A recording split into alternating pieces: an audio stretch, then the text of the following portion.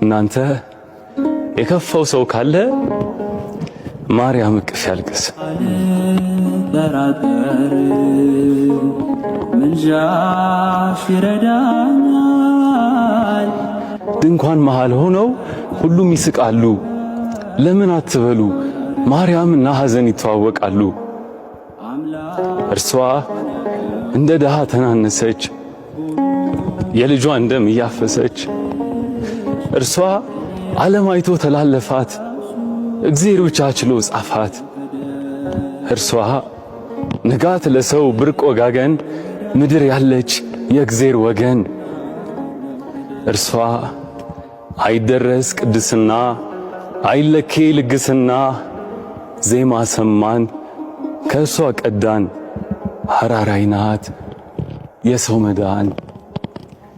እናቴ እናቴ